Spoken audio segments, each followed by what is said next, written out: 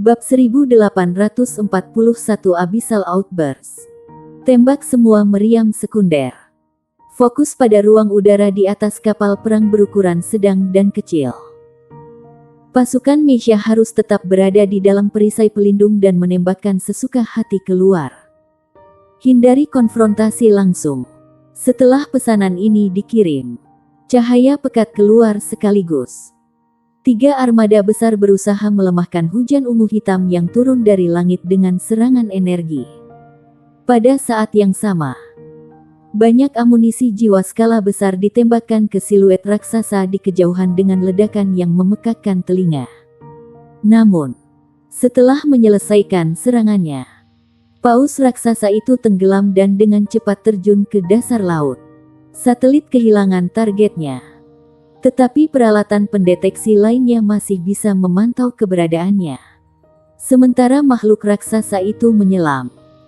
Sekali lagi ia mengirimkan gelombang besar ke arah 3 armada besar. Gelombang tersebut mengandung sejumlah besar energi yang mengganggu perangkat jiwa pengintai. Tanda tangan paus menjadi buram pada pemindai tentara Dewa Laut. Cepat! Letakkan semua perangkat jiwa pengintai ke pengaturan tertinggi mereka dan kunci posisinya. Teriak Chen Zheyu mendesak. Mereka akan menjadi buta dan tuli tanpa kemampuan untuk mendeteksi posisi lawan. Ini pasti akan menjadi situasi paling berbahaya bagi mereka. Kemudian, seluruh laut tiba-tiba mendidih. Arus samudera yang ganas muncul di laut hampir seketika. Dan gelombang yang menggelora segera muncul. Gelombang besar, setinggi puluhan meter, melonjak dan mengubah seluruh laut menjadi lebih gelap. Seluruh laut dan elemen air telah menjadi musuh 3 armada besar. Semua peralatan pengintaian menjadi tidak berguna. Beberapa kapal perang yang lebih kecil terlempar ke atas oleh gelombang tiba-tiba. Tiba-tiba, 3 armada besar itu berantakan. Nyala api mulai muncul di laut. Perisai kapal perang yang lebih kecil rusak dan amunisi mereka disulut oleh hujan asam korosif. Memicu serangkaian ledakan simpatik. Energi jiwa binatang terbatas. Bagaimanapun, pembangkit tenaga listrik peringkat dewa tidak diizinkan muncul di dunia ini. Namun demikian, energi alam tidak terbatas. Terlepas dari seberapa kuatnya 3 armada besar federasi, mereka tetap rentan ketika dihadapkan pada supremasi alam. Ekspresi Chen Zheyu berubah drastis. Dia merasa panik untuk pertama kalinya. Musuh yang tidak dikenal adalah yang paling menakutkan dari semuanya. Dan dia belum pernah menghadapi situasi seperti ini. Cepat! Segera cari bala bantuan dari markas. Cari bala bantuan. Sirene peringatan dari Korps Tentara Pusat telah menggelegar sejak monster jiwa laut yang sangat besar itu muncul. Mereka juga memantau situasi. Tidak perlu bagi Chen Zheyu untuk meminta bala bantuan ketika kuas ilahi Douluo Yu Guanzi telah mengirimkan pesanan. Pasukan udara dari Korps Angkatan Darat Pusat dan Korps Angkatan Darat Barat Laut bersiap untuk lepas landas dan bertempur. Undang personel berpangkat tinggi dari Pagoda Roh, Akademi Shrek, dan Sekte Tang untuk pertemuan. Dewa Perang di Balai Dewa Perang. Bersiaplah untuk bertempur. Perubahan di laut terjadi begitu tak terduga sehingga semua orang di tempat kejadian menjadi lengah. Pesan peringatan Gu Yuena baru saja tersampaikan saat musuh muncul. Penatua Chen. Makhluk besar apa itu? Bisakah kamu mengenalinya? Yu Guanzi bertanya pada Chen Xinji. Mengenai masalah pertempuran laut. Tidak ada yang lebih berpengalaman selain Douluo Chen Xinji Laut Tanpa Batas. Dia pasti yang pertama dari semua pria dalam pertempuran di laut. Selain itu, dia paling akrab dengan lautan karena dia adalah Douluo Laut Tanpa Batas. Chen Xinji memiliki ekspresi serius. Sama seperti putranya. Dia belum pernah melihat makhluk laut sebesar itu. Kami masih belum tahu apa itu. Kami berspekulasi bahwa itu adalah makhluk jiwa laut tipe paus. Tapi ini pertama kalinya kami melihat yang sebesar ini. Kita hanya bisa berdoa agar makhluk itu tidak ada hubungannya dengan bidang abisal. Dilihat dari bagaimana ia mampu memanipulasi fenomena astronomi dan laut. Paling tidak ia adalah pembangkit tenaga listrik peringkat semu. Basis budidayanya bahkan lebih unggul dari saya. Selain itu, ia mengandalkan laut untuk memperkuat dirinya sendiri. Ini bukanlah sesuatu yang kapal perang biasa kita bisa melawan. Komandan tertinggi, saya meminta izin untuk pergi ke sana secara pribadi dan membantu 3 armada besar untuk menstabilkan situasi. Diberikan. Yu Guanzi telah menunggu permintaan ini darinya. Di sisi lain, kemampuan bertarung yang dibawa oleh Douluo Chen Xinji Laut Tanpa Batas pasti akan meningkatkan kekuatan mereka setidaknya 30%. Lebih jauh lagi, mereka akan dengan mudah dapat mengelola musuh yang menakutkan dengan bantuan kuasi God ini. Ledakan, ledakan, ledakan. 3 ledakan keras tiba-tiba datang melalui komunikator garis depan di pos komando. Menarik perhatian semua orang dengan segera. Mereka semua memandang berbagai komunikator jiwa yang tergantung di dinding secara bersamaan. Mereka tercengang ketika mereka menemukan bahwa ledakan itu berasal dari lokasi yang tepat di mana tentara Dewa Darah sedang membangun arai besar Dewa Darah. Itu juga merupakan lokasi di mana lorong jurang telah ditutup. Situasi yang paling mereka takuti telah tiba. Dan itu terjadi pada saat yang genting. Semua orang di tempat kejadian tidak bisa menahan perubahan ekspresi yang drastis secara bersamaan. Nyatanya, Yu Guanzi tiba-tiba berdiri dan berteriak dengan cemas. Apa yang terjadi? Apa yang terjadi selanjutnya menjawab pertanyaannya. Pilar cahaya abu-abu hitam besar ditembakkan dari bawah tanah dan menghancurkan seluruh arai besar Dewa Darah yang belum selesai.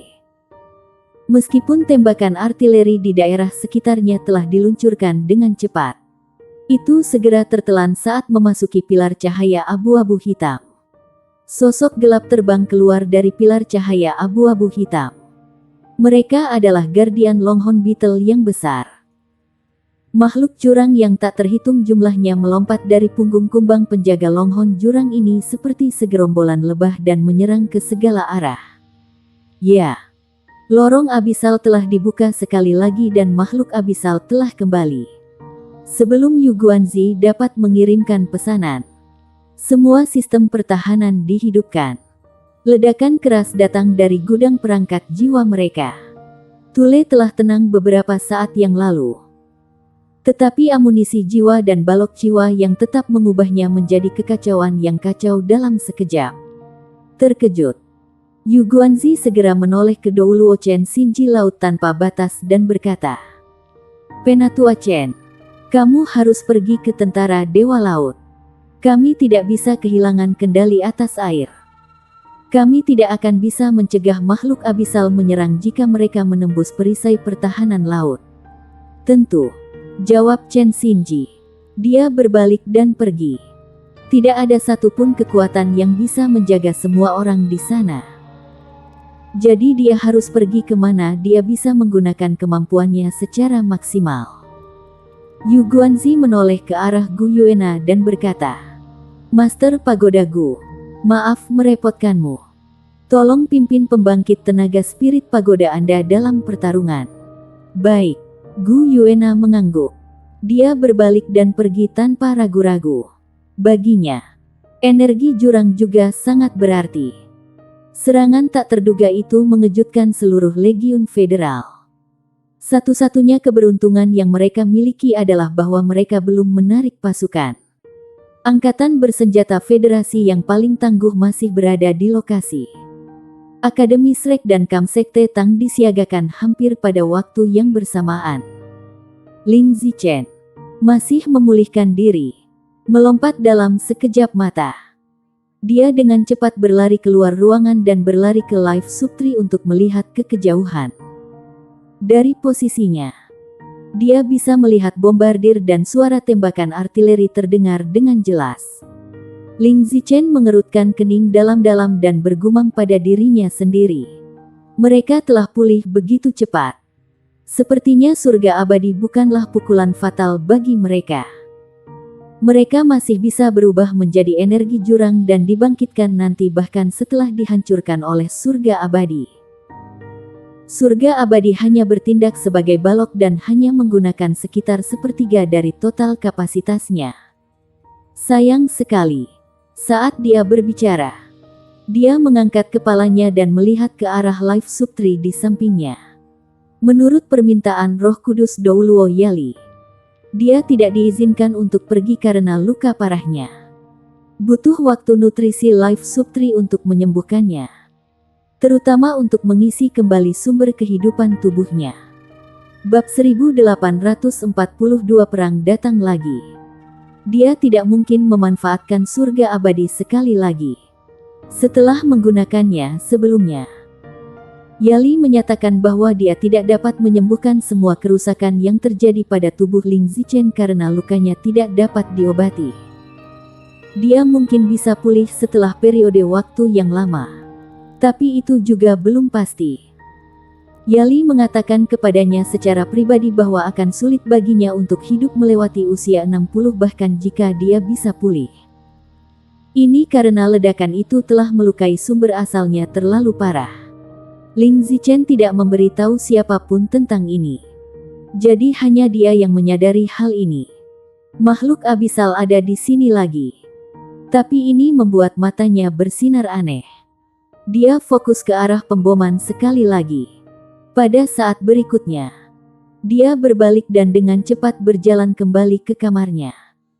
Dia menyalakan layar jiwanya dan dengan cepat memasukkan serangkaian angka untuk membukanya. Dia dengan cepat mulai membereskan beberapa informasi yang dikumpulkan selama beberapa hari terakhir. Data ini adalah harta paling berharga bagi Sekte Tang. Seolah-olah dia sama sekali tidak peduli dengan keributan yang terjadi di luar. Tak seorang pun dari Akademi Shrek atau Sekte Tang akan mencarinya saat ini. Dia tidak bisa melawan. Jadi mereka tidak akan tahu apa yang Direktur Pusat Penelitian mereka lakukan. Di puncak gunung yang sama, hampir semua pembangkit tenaga listrik dari Sekte Tang dan Akademi Shrek sudah keluar dari barak mereka dan menatap ke kejauhan. Ekspresi semua orang sangat serius. Legiun Jurang ada di sini lagi. Dan mereka tidak lagi memiliki surga abadi. Tidak ada lagi perbedaan antara kedua belah pihak. Mereka juga baru saja menerima kabar bahwa 3 armada besar telah disergap. Ini pasti akan menjadi pertarungan head-to-head yang mengerikan. Itu akan menjadi sangat sulit bagi mereka semua. Douluo Zhangxin yang asmara. Roh Kudus Douluo Yali. Douluo Long Yeiwei gelap terang. Titan Douluo Yuanen Zentian. Dan beberapa Douluo batas lainnya telah berkumpul. Zhangxin berkata, lawan pasti menyadari apa yang kita lakukan di sini di pihak kita. Mereka tidak akan membiarkan Great Array Dewa Darah diselesaikan.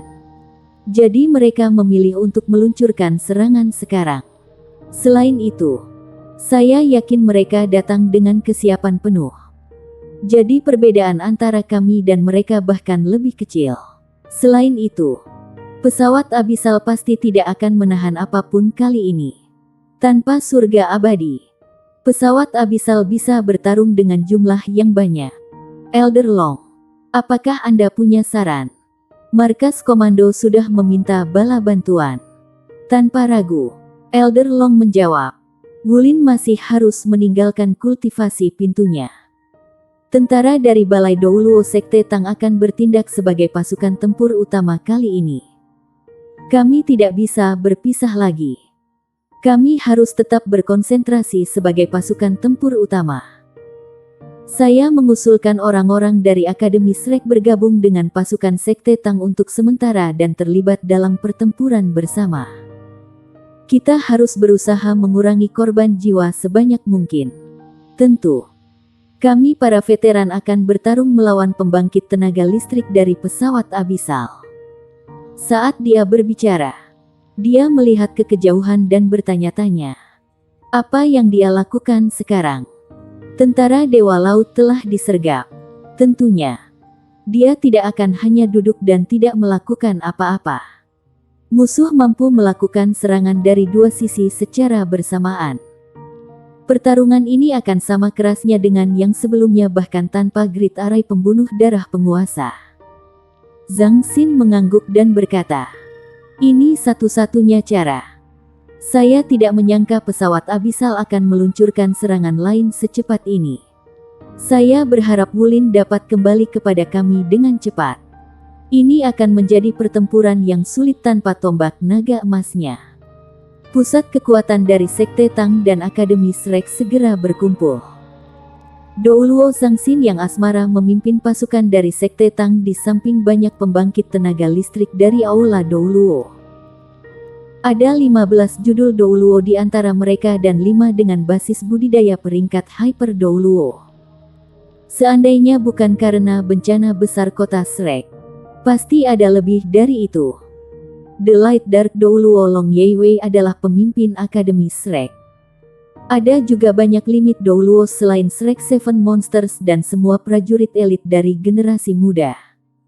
Ini termasuk Wu Zhangkong, Lan Muzi, Tang Yingmeng, Beruang Senja Yang Nianxia, Jade Snake Zheng Yiran, Immortal Su Yucheng, Sakler Luo Guixing, Helwu Siduo dan mereka yang berasal dari generasi yang sama dengan Tang Wulin. Mereka tidak berperan dalam pertempuran sebelumnya karena surga abadi digunakan. Tetapi mereka siap untuk terlibat dalam pertempuran kali ini. Zhang Xin memandang semua orang dan berbicara dengan suara yang dalam. "Kalau begitu saya akan mengambil alih otoritas. Sampai Tang Wulin kembali. Aku akan memimpin kita ke dalam pertempuran sebagai satu kesatuan. Silakan bergabung dengan saya.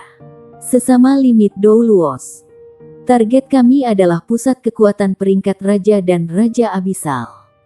Makhluk Abyssal dapat dibangkitkan melalui energi daur ulang. Namun, semakin hebat makhluk itu, semakin lama waktu yang dibutuhkan untuk bangkit kembali.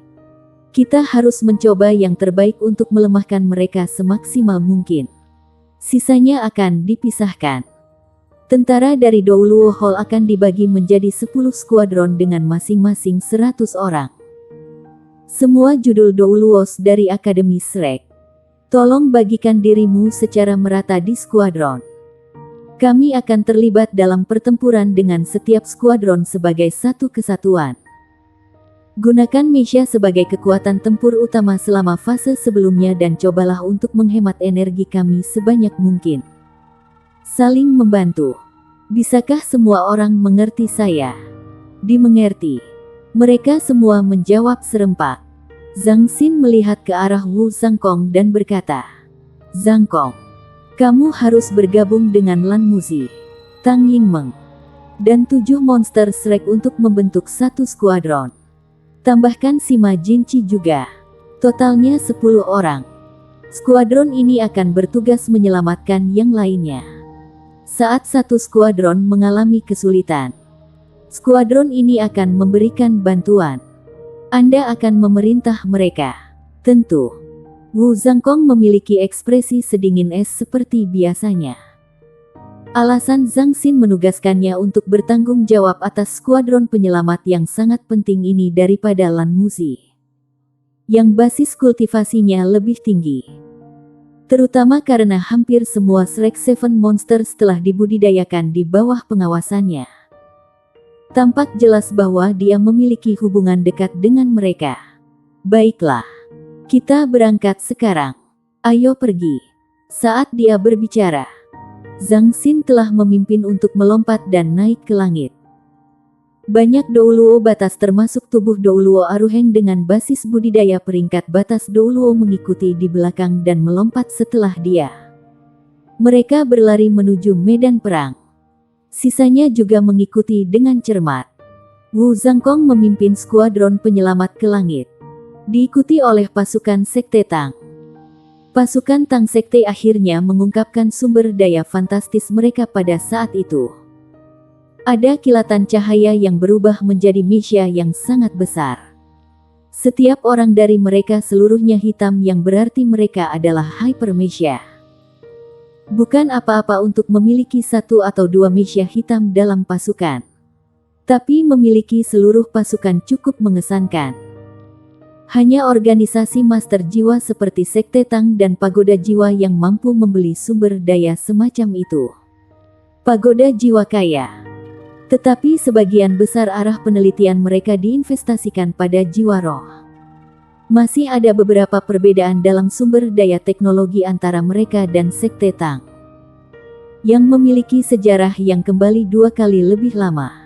Sementara itu, perang sudah berjalan lancar di medan perang. Guardian Longhorn Beetles yang sangat besar menyerbu keluar dari jurang, membawa pembangkit tenaga listrik jurang dari klan yang berbeda. Kumbang segera mengubah tubuh mereka menjadi perisai untuk melindungi prajurit elit mereka. Mereka menggunakan ketahanan luar biasa mereka untuk menahan serangan ganas putaran pertama dari militer federal untuk menyegel lorong jurang. Korps tentara federasi yang hebat tidak berusaha keras dalam menyiapkan berbagai macam senjata jiwa pertahanan skala besar di daerah sekitarnya. Tidak hanya garis pertahanan diletakkan di dekatnya. Banyak senjata jiwa serangan berskala besar dan super besar di puncak gunung yang jauh juga diarahkan ke lokasi mereka. The Guardian Longhorn Beetles sangat tahan lama. Tapi satu masih akan terbunuh sesekali di bawah bombardir berat dari tembakan artileri. Makhluk jurang yang terkena serangan gila itu memakan korban. Satu persatu, mereka berubah menjadi kabut hitam kelabu.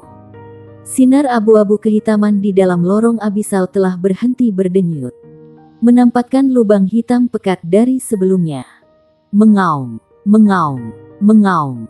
Raungan dalam menggema melalui lorong jurang. Dan makhluk jurang dengan tubuh kolosal merangkak keluar dari dalam. Bab 1843 Naga Roh Abisal. Makhluk itu benar-benar menakutkan. Itu tampak seperti kadal raksasa. Kepalanya sangat besar dan memakan hampir sepertiga dari panjang tubuhnya. Panjangnya lebih dari 50 meter. Yang dianggap sebagai ukuran besar di antara makhluk-makhluk jurang. 4 anggota badannya tebal dan kuat saat merangkak di tanah. Itu benar-benar tertutup sisik abu-abu dan hitam yang tersusun rapat.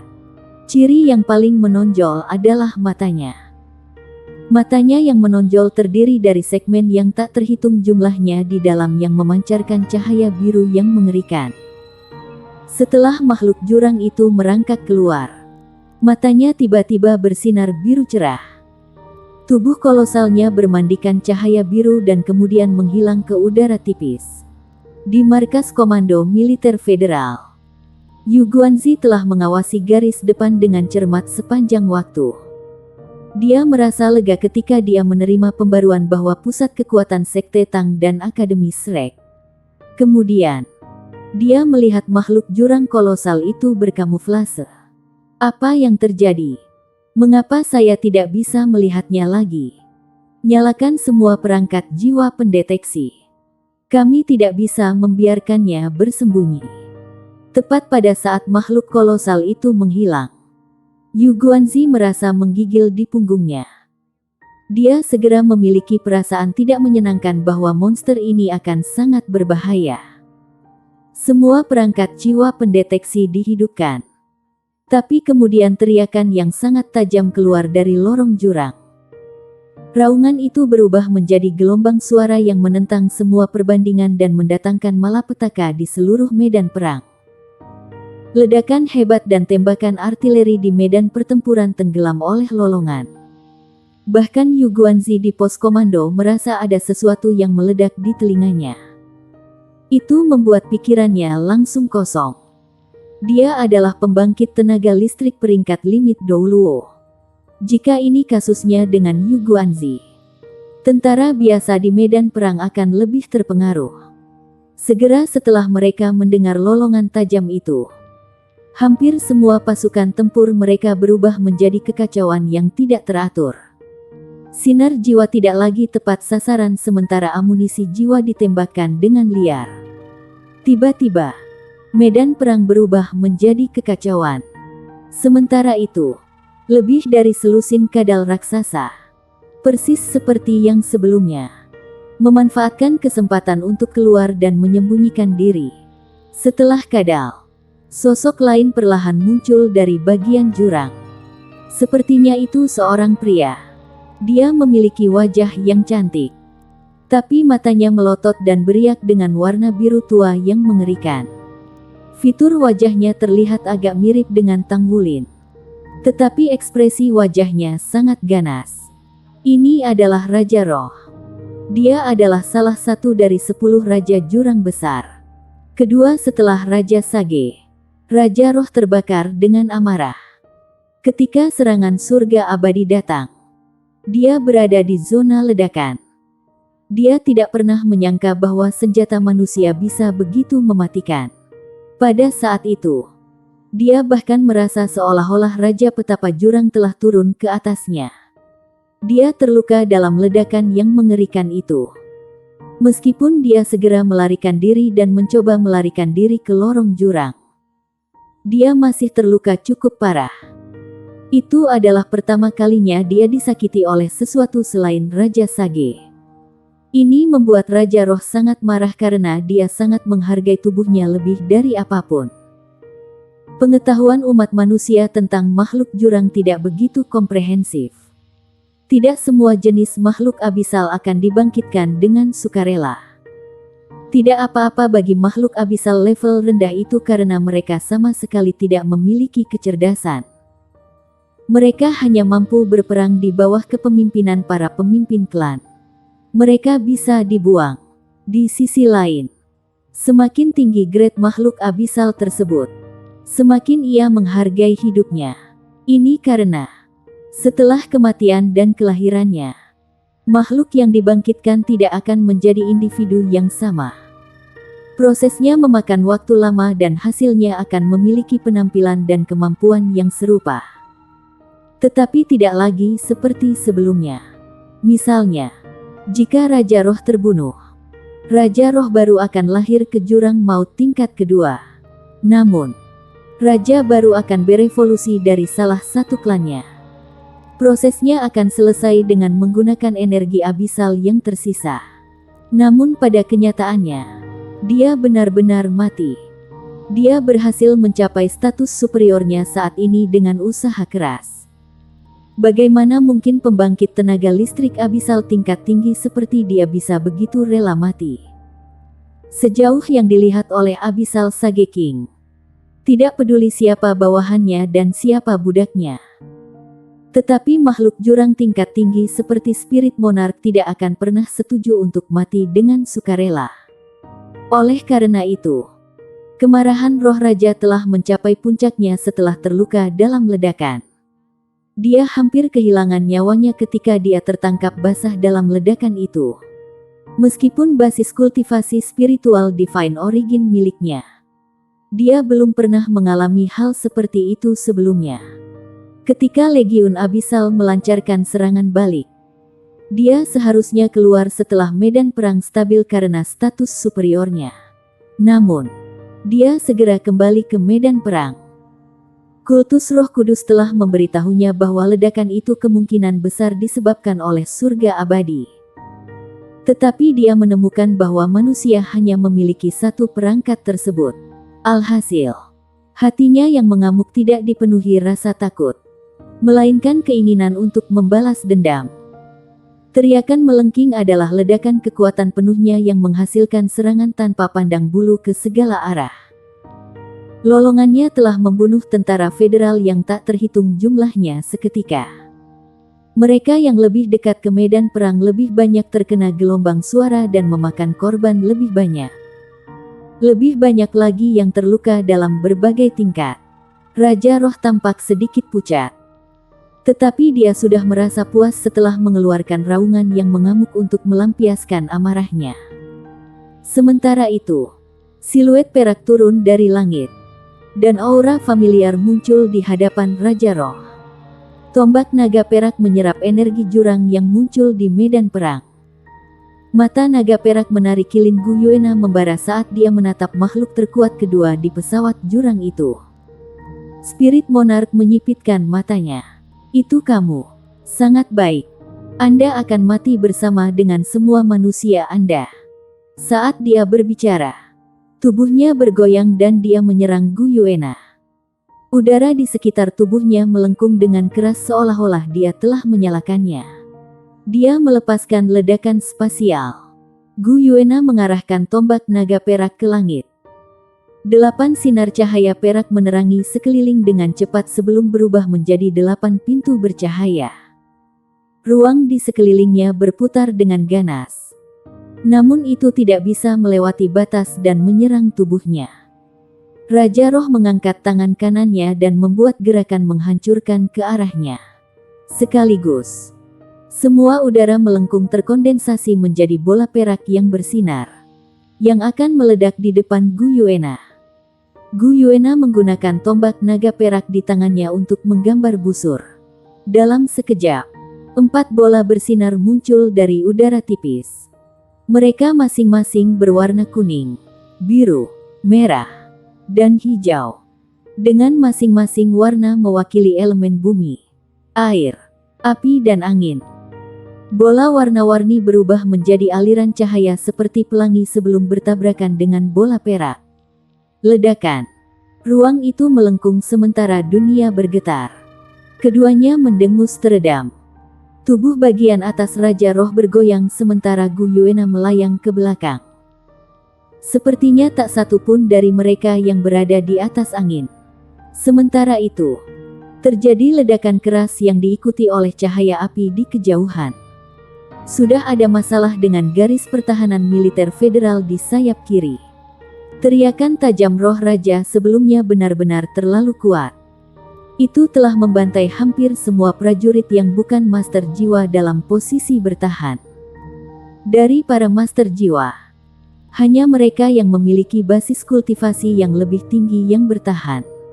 Kemampuan ofensif garis pertahanan juga telah melemah. Di sisi lain, puluhan kadal raksasa yang telah menyamarkan diri dan menghilang sebelumnya memanfaatkan kesempatan tersebut untuk menuju lereng gunung di sisi kiri. Ketika mereka muncul kembali, mereka segera melepaskan kehancuran yang sembrono. Kadal mengerikan ini terkenal di pesawat abisal. Mereka berasal dari klan roh raja yang menyebut dirinya klan roh. Klan abisal lainnya menyebut mereka naga roh abisal. Terkadang, mereka hanya dikenal sebagai naga abisal. Jumlah naga jiwa sangat rendah. Namun mereka adalah pembangkit tenaga yang lahir secara alami. Masing-masing dari mereka secara inheren dilengkapi dengan basis budidaya spiritual spirit domain dan ini juga merupakan aset terbesar mereka. Mereka ahli dalam kamuflase. Dan mereka memiliki teknik kamuflase khusus yang menggunakan energi abisal yang membuatnya sangat sulit untuk dibedakan. Bab 1844 Komandan Legiun Abisal. Masing-masing dari mereka adalah lawan yang mematikan. Bahkan kepala klan setelah tingkat ke-30 dari pesawat jurang tidak bisa dibandingkan dengan kekuatan satu naga roh jurang. Seluruh klan roh berjumlah hanya sekitar 50. Tetapi mereka mengandalkan kekuatan mereka untuk mendukung Raja Roh dalam tujuannya menjadi tuan kedua dari jurang. Raja Roh membawa serta selusin naga roh bersamanya kali ini. Itu dianggap sebagai investasi besar. Jika naga roh jurang terbunuh, itu akan membutuhkan Raja Sage Abisal untuk melepaskan beberapa kekuatan asal untuk membangkitkan mereka. Biasanya, Spirit Monarch sangat menyayangi klannya. Ketika mata naga roh menyala dan melepaskan cahaya biru yang mengerikan itu, segala sesuatu dalam jarak 100 meter di depan mereka dihancurkan oleh getaran yang mengerikan termasuk perisai energi. Bahkan logam langka pun tidak bisa menahannya. Raja Roh adalah raja dari naga roh jurang. Klannya terkenal memiliki kekuatan spiritual paling besar. Mereka adalah makhluk jurang langka yang mengandalkan kekuatan spiritual sebagai metode pertarungan utama mereka. Bagian yang menakutkan tentang kekuatan spiritual mereka adalah bahwa kekuatan itu hampir tidak terlihat. Yang berbeda dari energi lainnya, saat dilepaskan, pertama-tama akan menyerang kekuatan asal korban. Setiap naga roh dilengkapi dengan kekuatan spiritual domain roh. Di sisi lain, tidak setiap master jiwa manusia dapat mencapai kekuatan spiritual domain roh, yang bahkan terjadi pada Hyper Doulos. Selain itu, kekuatan-kekuatan spiritual mereka memungkinkan para naga roh melarikan diri dari bahaya dengan mendeteksi kemungkinan musuh di dekatnya dan bereaksi sesuai itu. Yang lebih menakutkan adalah bahwa naga roh dapat menghubungkan kekuatan spiritual mereka bersama dan menghasilkan efek yang lebih kuat. Akibatnya, semakin banyak naga roh, semakin besar kemampuan bertarung mereka. Dari banyak naga roh yang hadir, ada 3 yang masing-masing memiliki panjang sekitar 100 meter. Mereka berdiri berdampingan di puncak gunung dengan mata mereka bersinar dengan pancaran biru itu.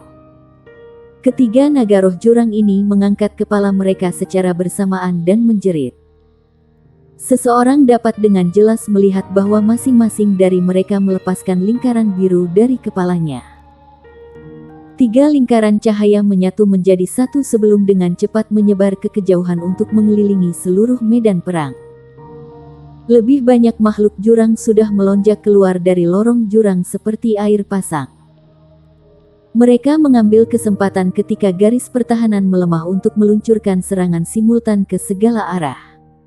Yang mengherankan, pasukan Abyssal telah berubah dari kekacauan yang tidak teratur menjadi pasukan tempur yang terorganisir dengan baik setelah menyebar. Berbagai klan tidak bergerak satu persatu tetapi tampaknya bekerja sama.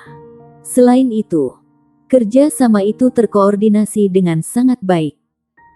Makhluk Abyssal dengan cepat menyerbu ke arah garis pertahanan yang dibangun oleh militer federal dan mulai menghancurkan semua yang didekatinya. Di markas komando militer federal, Yu Guanzi pulih dari keterkejutannya setelah tertegun sejenak. Semua yang ditampilkan di layar lebar membuat ekspresinya berubah secara drastis. Struktur seluruh sistem pertahanan militer federal dirancang dengan cermat dengan sejumlah besar senjata jiwa tipe pertahanan yang kuat termasuk balok ion berat berskala besar. Namun demikian, itu telah runtuh dalam waktu sesingkat itu. Yu Guanzi merasa itu tidak dapat diterima.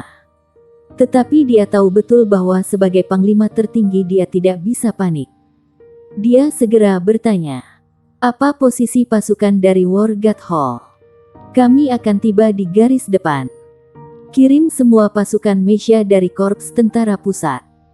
Perintahkan Korps Tentara Barat dan Korps Tentara Barat Laut untuk memperkuat garis pertahanan. Kita harus mendapatkan kembali posisi bertahan." Bibirnya terkatup rapat. Dia sangat sadar bahwa mereka tidak dapat mengalahkan musuh yang begitu tangguh hanya dengan mengandalkan tentara. Dia hanya bisa menaruh harapannya pada pembangkit tenaga listrik di garis depan untuk menghentikan langkah musuh yang mendekat. Posisi bertahan di garis depan telah segera ditembus. Setidaknya ada 5 pasukan yang terdiri dari makhluk Abyssal yang menyerang ke satu arah. Setelah garis putus, mereka langsung menuju ke lereng gunung yang diduduki oleh naga roh. Kadal besar itu memimpin makhluk jurang. "Kita harus mengalahkan mereka semua." Seorang pembicara yang tidak dikenal berteriak keras. Puluhan sosok berlari menuju lereng sekaligus. Para prajurit dari War God Hall telah tiba. Mereka bergabung dengan pembangkit tenaga spirit pagoda. Sementara itu, mereka tidak peduli untuk berkomunikasi satu sama lain. Dewa Perang Aula dipimpin oleh Master Aula, Skycrosser Douluo Guan Yue, saat mereka berlari menuju gunung. Menurut rencana mereka untuk pembangunan garis pertahanan, cincin bagian dalam dilengkapi dengan senjata jiwa paling kuat. Senjata jiwa pertahanan telah ditempatkan di puncak gunung sekitarnya dan kemudian ada cincin luar. Hanya ada 3 garis pertahanan. 2 dari garis pertahanan telah dilanggar dan ditempati oleh naga roh jurang. Siapa yang mengira itu hanya akan bertahan lama? Dengan demikian, Skycrosser Douluo membuat keputusan yang cepat. Dia tahu dia harus menutup celah itu terlebih dahulu. Jika tidak, makhluk jurang bisa menerobos keluar darinya. Dan konsekuensinya akan terlalu mengerikan untuk direnungkan. Namun, saat dia memimpin pembangkit tenaga listrik di War God Halls untuk berlari menuju lereng gunung, sesuatu yang terpisah dari Legiun Abyssal, sosok di depan secepat hantu. Itu adalah klan Mo Mei. Permaisuri Mei yang terbang di kepala membuka tangannya seperti burung yang melebarkan sayapnya. Dia bepergian dengan kecepatan luar biasa cepat dan telah tiba sebelum Skycrosser Douluo hampir dalam sepersekian detik. Dia mengayunkan tubuhnya dan menciptakan lusinan klon dalam sekejap mata seolah-olah dia menyerang semua dewa perang di balai dewa perang secara bersamaan. Setiap dewa perang dapat dengan jelas merasakan bahwa dia menargetkan mereka. Aliran aura yang menusuk terjalin di langit seperti jaring besar yang terbuat dari bilah tajam, menyelimuti semuanya. Guan Yue mendengus dingin. Dia dengan tangkas menggunakan Skycrosser Divine Spear untuk menunjuk ke udara, langsung mengunci klan Mo Mei. Ada suara dering yang tajam, dan permaisuri Mei tersandung keluar dari kelompok klonnya dengan panik. Ekspresinya terkejut dan bingung. Permaisuri Mei membuat klonnya sekali lagi. Tetapi kali ini hanya ada 7 salinan. Klon-klon tersebut berpisah terlebih dahulu lalu tumpang tindih satu sama lain. Sebuah tangan terulur sebelum berubah menjadi bayangan cahaya ilusi yang ditampar ke Skycrosser Divine Spear. Ding! Ada cincin lain. Tombak ilahi Skycrosser terpental. Dan tubuh Guan Yue maju dengan cepat. Dia menusukkan tombak dan udara tiba-tiba menjadi stagnan. Dia melepaskan melampaui langit dan bumi. Permaisuri Mei belum bereaksi terhadap situasi sebelum tombak Guan Yue menimpanya. Terjebak dalam kebingungan. Tubuh permaisuri Mei berhasil berkedip sebelum dia memblokir pukulan itu dengan bahunya. Dia mendengus teredam, dan tubuhnya tersandung saat dia berputar cepat. Skycrosser Douluo selalu menjadi pria rendah hati yang menyembunyikan kekuatannya. Bahkan pembangkit tenaga listrik di War God Hall tidak menyadari sejauh mana kemampuan sebenarnya dari Skycrosser. Di sisi lain, dia tidak akan menunjukkan reservasi sedikit pun ketika dia terlibat dalam pertempuran. Dia tidak mengejar permaisuri Mei karena prioritasnya adalah menutup pelanggaran. Guan Yue melambaikan tangannya dan memberi isyarat kepada pembangkit tenaga listrik Aula Dewa Perang yang telah berlari menuju gunung. Namun, sesuatu menarik perhatian Guan Yue. Dia tiba-tiba melihat Abyssal Bomb Beast mengerumuni mereka seperti awan gelap menutupi langit. Lebah bom tahu bahwa pelanggaran itu terlindungi dengan baik. Tetapi ini benar-benar kesempatan terbaik bagi mereka. Jika mereka dapat menyerang dari pengepungan yang ketat, dunia pada umumnya akan menjadi milik mereka untuk diambil. Selain itu, makhluk jurang itu mahir dalam pembantaian massal.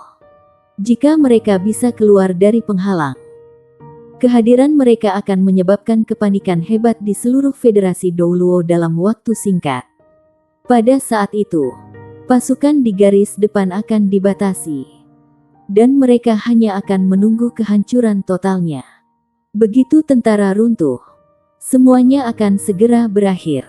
Mata majemuk The Bee Empress berkedip. Dia melayang di udara jauh sementara lebah bom menyembur keluar dari bawahnya.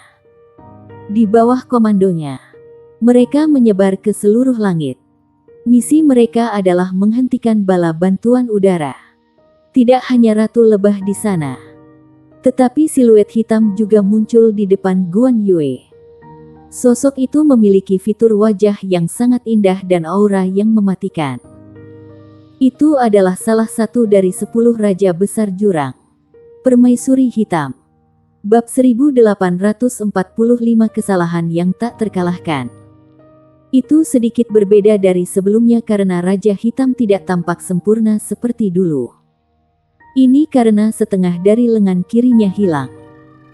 Luka di lengannya yang terputus memiliki cacing abu-abu hitam yang tak terhitung jumlahnya menggeliat di dalamnya dan tumbuh perlahan. Ya, Ini adalah luka yang disebabkan oleh surga abadi sebelumnya. Raja Hitam tidak seberuntung Raja Roh. Dia telah berada di dekat pusat ledakan.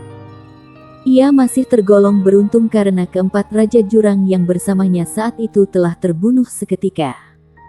Baik tulang maupun mayat.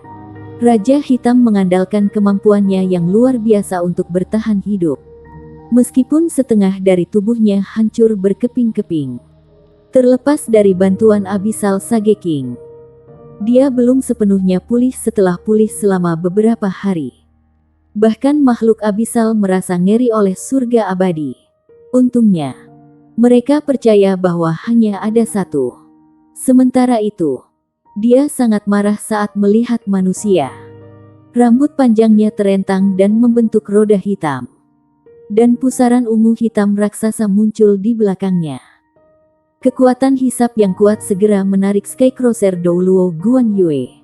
Pergilah ke puncak gunung dulu. Serahkan ini padaku. Teriak Guan Yue dengan suara yang dalam. Dengan goyangan Skycrosser Divine Spear di tangannya.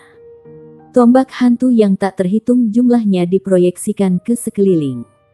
Seolah-olah setiap tombak hantu dikendalikan oleh tangan yang besar. Tombak itu sepertinya telah menutupi semuanya dalam jarak 1000 meter. Dengan sedikit sentuhan tombak ini, lebah bom Abyssal akan segera kembali ke energi jurang dan kembali ke jalur jurang. Rasanya seolah-olah tombak hantu yang memenuhi langit adalah penguasa medan perang. Satu serangan Spear Spirit akan menggerakkan langit dan bumi. Ini bahkan membuat ekspresi Black Monarch berubah sedikit. Namun, pusaran di belakangnya menjadi lebih dalam. Dan kekuatan hisapnya yang kuat melahap hampir setengah dari tombak. Pada saat yang sama, siluetnya berkedip dan dia muncul kembali untuk menamparkan Skycrosser Douluo. Di mana dia lewat, lubang hitam muncul, melahap segalanya di bawah langit. Guan Yue melangkah ke samping dan mengayunkan Skycrosser Divine Spear miliknya. Memotong busur cahaya perak di langit. Seolah-olah dia menebas udara sehingga kekuatan hisap bisa melewati sisi tubuhnya. Pancaran tombak memadat, membentuk sinar besar yang menembaki Raja Hitam. Siluet Black Monarch bergoyang dan memproyeksikan bayangan ilusi untuk menyembunyikannya. Dengan goyangan lain, dia tiba secara diagonal di atas kepala Guan Yue dan menekan dengan telapak tangannya. Telapak tangannya sepertinya membawa beban seluruh langit bersamanya. Meskipun basis kultivasinya, tubuh Guan Yue tenggelam. Namun, dia belum menarik kembali tombak yang dia tusuk sebelumnya. Dia mengayunkannya dengan gerakan melingkar di langit.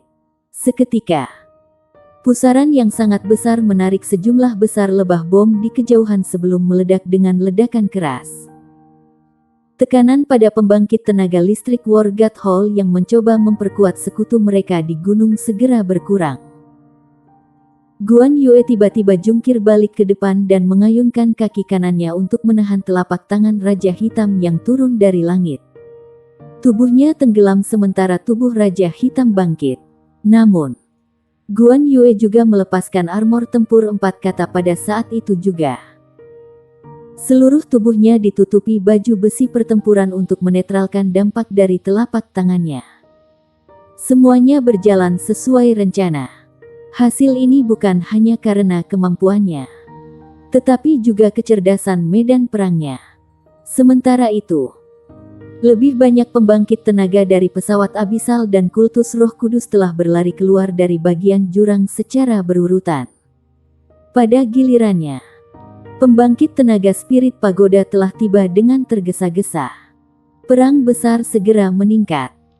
Pasukan Abyssal telah menyerbu di garis pertahanan kedua dengan Guardian Longhorn Beetle raksasa yang menyerang di garis depan. Sayap besar di punggungnya terbuka lebar menciptakan perisai dengan diameter 100 meter. Berbagai macam makhluk jurang berada di bawah perlindungannya. Makhluk Abyssal tingkat rendah yang umum seperti kelelawar bercakar 6 dan 4 tidak layak mendapatkan perlindungannya. Hanya mereka yang memiliki kemampuan signifikan seperti Permaisuri Mei, Raja Hitam, dan klan tingkat tinggi yang akan memiliki kesempatan untuk dijaga. Pakan meriam Legiun Abyssal telah menutupi hampir seluruh medan perang untuk menyembunyikan kumbang panjang penjaga agar bisa terus maju. Pengeboman padat telah membunuh sejumlah besar makhluk abyssal. Tetapi mereka hanya akan kembali ke energi jurang dan kembali ke jurang setelah tubuh mereka hancur. Kumbang penjaga Longhorn akhirnya tiba di kaki gunung. Dengan cangkang besarnya yang tertutup luka dan bekas luka. Namun, pada saat inilah roh naga jurang besar menggeliat keluar dari bawah cangkangnya. Mata naga roh langsung berubah menjadi biru mengerikan. Kali ini, dia tidak menyamarkan dirinya sendiri tetapi malah melebarkan mulutnya untuk mengeluarkan kabut biru pucat di lokasi militer federal di puncak gunung. Kabut itu sangat tebal dan lengket. Itu menutupi pasukan jurang di kaki gunung pada napas pertama. Di bawah penutup kabut, semua makhluk jurang segera berubah. Kelelawar bercakar 4 itu berevolusi menjadi kelelawar bercakar 6. Mata mereka menjadi merah darah. Dan mereka maju tanpa rasa takut. Sisik di permukaan tubuh mereka juga memancarkan cahaya biru pucat yang melindungi mereka seperti perisai. Itu sama untuk makhluk abyssal lainnya.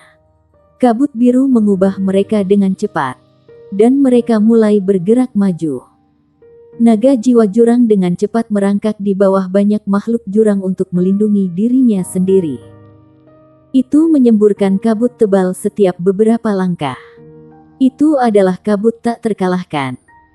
Itu adalah salah satu kemampuan paling efektif dari naga jiwa jurang. Pada sentuhan kabut, kekuatan makhluk abyssal akan mulai mendidih. Dalam keadaan mendidih ini, makhluk abyssal akan langsung menyala sendiri untuk menghasilkan efek evolusi. Selain itu, mereka tidak akan takut mati. Dan kemampuan ofensif dan defensif mereka akan meningkat secara eksponensial. Faktanya, daya tahan mereka akan meningkat setidaknya 3 kali lipat. Tentu saja, keuntungan datang dengan harga juga. Makhluk abyssal yang diperkuat oleh kabut tak terkalahkan akan menderita efek samping yang parah setelah paling lama 30 menit. Pukulan balasannya akan berakibat fatal bagi makhluk abyssal level rendah ini. Makhluk abyssal tingkat tinggi akan sangat lemah sehingga mereka tidak bisa bertarung lebih lama lagi. Namun demikian, dengan jumlah makhluk abyssal yang begitu banyak, apakah harganya benar-benar penting? Itu sudah cukup bagi mereka untuk mendapatkan kemampuan bertarung yang sangat kuat selama 30 menit. Lokasi itu bukanlah target utama makhluk jurang tersebut. Akibatnya, ketika naga roh mengeluarkan seteguk kabut sebelumnya, itu tidak menarik terlalu banyak perhatian dari militer federal. Makhluk abyssal melanjutkan rentetan serangan mereka. Namun, pasukan manusia segera menemukan masalah ini dan mengetahui bahwa perangkat pengintai tidak berfungsi. Di bawah kabut tebal yang tersembunyi, semua perangkat pengintai menjadi tidak berguna. Garis pertahanan di gunung itu tiba-tiba dibuat buta dan tuli. Di sisi lain, para baan yang sangat besar mengalami perubahan terbesar di kabut tebal. Baan seperti gunung daging. Kabut telah membawa perubahan substansial pada tubuh mereka dan transformasi itu benar-benar mengerikan. Baan setinggi 10 meter itu membengkak hingga 15 meter. Sisik abu-abu terbentuk di permukaan kulit mereka mirip dengan baju besi perang. Dan tubuh mereka menyemburkan kabut abu-abu hitam. Awalnya, kecepatan adalah kelemahan spesies makhluk jurang khusus ini. Bagian yang paling menakutkan adalah bahwa kecepatan mereka benar-benar meningkat 3 kali lipat di bawah pengaruh kabut tak terkalahkan naga roh jurang. Mereka mendaki gunung seolah-olah itu adalah tanah datar dan membawa banyak makhluk jurang langsung ke puncak. Situasi serupa terjadi di hampir semua arah.